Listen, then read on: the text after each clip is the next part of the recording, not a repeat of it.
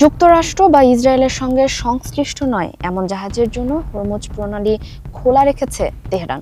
Hormuz প্রণালী দিয়ে বিশ্বের সরবরাহ করা মোট তেল ও প্রাকৃতিক গ্যাসের প্রায় 1/5 পরিবহন হয়।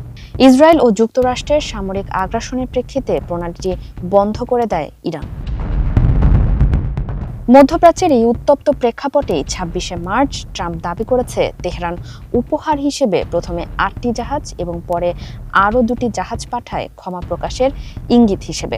তাছাড়া জাহাজগুলো পাকিস্তানের পতাকা বহন করে প্রণালী অতিক্রম করেছে, যা পুরো ঘটনাকে আরও জটিল ও কূটনৈতিকভাবে সংবেদনশীল করে তুলেছে। নতুন করে আলোচনায় এসেছে এই উপহার। যুক্তরাষ্ট্রের প্রেসিডেন্ট ডোনাল্ড ট্রাম্প চলতি সপ্তাহের শুরুতেই ইঙ্গিত দিয়েছিলেন ইরান নাকি তাকে একটি বড় ধরনের উপহার দিয়েছে, যা চলমান উত্তেজনার মধ্যেও কূটনৈতিক অগ্রগতির ইঙ্গিত বহন করে। তবে সেই সময় তিনি বিষয়টি গোপন রাখলেও 3 দিন পর তিনি বিষয়টি প্রকাশ করেন। ট্রাম্পের দাবি এই জাহাজগুলো শুধু তেল পরিবহনের অংশ নয়, বরং ইরানের পক্ষ থেকে একটি সদিচ্ছার প্রতীক। তিনি বলেন, অজ্ঞাতনামা ইরানি কর্মকর্তাদের সঙ্গে যুক্তরাষ্ট্রের গুরুত্বপূর্ণ আলোচনা হয়েছে এবং এই জাহাজ চলাচল সেই আলোচনার বাস্তব প্রমাণ।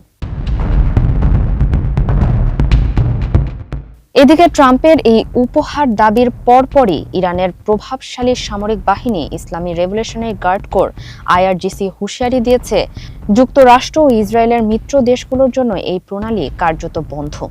27 মার্চ এক ঘোষণায় IRGC জানায়, হরমুজ প্রণালী দিয়ে চলাচলকারী যে কোনো জাহাজের বিরুদ্ধে কঠোর ব্যবস্থা নেওয়া হবে।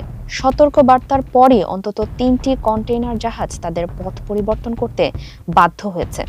এতে বৈশ্বিক বাণিজ্য ও জ্বালানি সরবরাহ নিয়ে নতুন করে শঙ্কা তৈরি হয়েছে।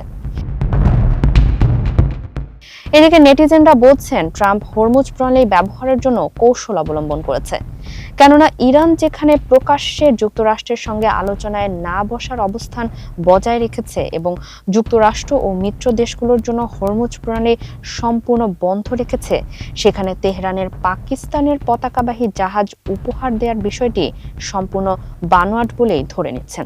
ফারিহা আহমেদ, মানবকণ্ঠ।